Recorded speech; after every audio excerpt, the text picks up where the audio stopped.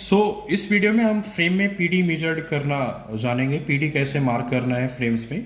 तो जैसे अभी ये स्केल है और ये फ्रेम है और ये हमारे पास पीडी मीटर है। पीडी मीटर में ये रीडिंग है 33.5 और 32.5। राइट का पीडी है 33.5, लेफ्ट का पीडी है 32.5। अब ये पीडी हमें फ्रेम में मार्क करना है और कस्टमर को फ्रेम को लगा के आपको फिटिंग हाइट भी निकालना है, प्यूपिल सेंटर मार्क करना है। तो हम इसके लिए क्या करते हैं, ये जो आपका फ्रेम है, फ्रेम का नोज ब्रिज है और ये स्केल में जो आपका सेंटर पॉइंट है, बिल्कुल फ्रेम को सेंटर में ऐसे रखना है आपको। ये मैच होना चाहिए, ऐसे नहीं रखना है ना, तो आपको बिल्कुल ऐसे रखना है। पीडी मार्क करने के लिए बिल्कुल ऐसे ही आपको रखना है और ये बिल्कुल फ्रेम अभी सेंटर में, इसको आपको इस तरीके से होल्ड करना है फ्रेम को। अब राइट आई का पीडी जैसे उसमें 33.5 है तो मैंने इसमें मार्क कर लिया 31, 32, 33.5। ये 33.5 मार्क हो गया। और लेफ्ट आई का पीडी है 32.5 तो हम इसमें मार्क करेंगे 31, 32, 32.5 हमने इसमें मार्क किया। अब ये करने के बाद में ये दोनों साइड में हमने दो डॉट बनाए, एक ये आपका, दोनों साइड में एक एक डॉट बन गया। अब इसके नीचे हम दो डॉट बनाएंगे, एक ये। इसके नीचे हमने एक डॉट ये बनाया और एक ये बनाया।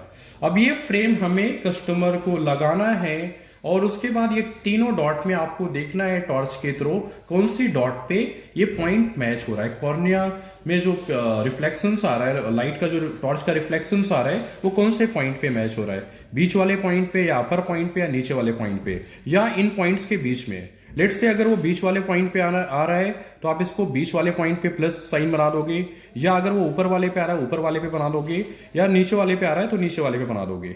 अगर मान लो ये पॉइंट आपका इन दोनों के बीच में आ रहा है तो मैंने यहाँ पे एक डॉट बना दिया इस पे और इससे एक ऐसा प्लस साइन बना दिया मैंने इस पे। और लेफ्ट में भी मान लो इन दोनों के बीच में आ रहा है तो मैंने इन दोनों के बीच में बनाया और एक प्लस ये बना दिया। अब हमें ये निकालना है इसका फिटिंग हाइट कितना है। पीडी तो आपने निकाल लिया, पीडी आप इसको फ्रेम पे ऐसा लिख सकते हो, राइट में 33.5, लेफ्ट में आपका 32.5। इसका फिटिंग हाइट काउंट करने के लिए हम क्या करेंगे, इसको स्केल को रखेंगे। स्केल में आपके जैसे 1 से 2 तक आपका 10 mm है, 2 से 3 तक आपका 20 mm, 3 से 4 तक 30 mm। तो आपको हमेशा जब भी मेजर्ड करो इस पॉइंट से नहीं, स्टार्टिंग से नहीं, आप इसको 1 पे रखो। तो मैंने इसको 1 पे रखा है। अब इसको फिटिंग हाइट कैसे काउंट कर सकते हैं, बिल्कुल प्लस पॉइंट पे रखा है। 1 से 2 आपका 10 mm, 2 से 3 आपका 20 mm और फिर आपका बच रहा है नीचे 5 और 1, तो टोटल आपका ये 26 mm है। 10, 20 और 6 आपका टोटल 26 mm। तो इसका जो फिटिंग हाइट है ये 26 mm है।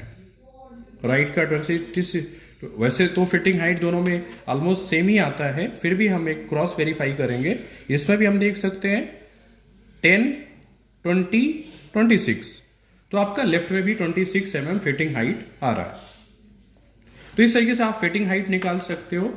और टॉर्च कभी भी आप पीडी मेजर्ड करोगे, पीडी मेजर्ड करने के बाद में जो आप फिटिंग हाइट निकालोगे, आप प्यूपिल का सेंटर जब आप मैच करोगे तो फ्रेम को पहले देख लेना, आपको ये बैलेंस होना चाहिए, ये चारों पॉइंट आपके बैलेंस होने चाहिए, ऐसे भी आपका बैलेंस होना चाहिए।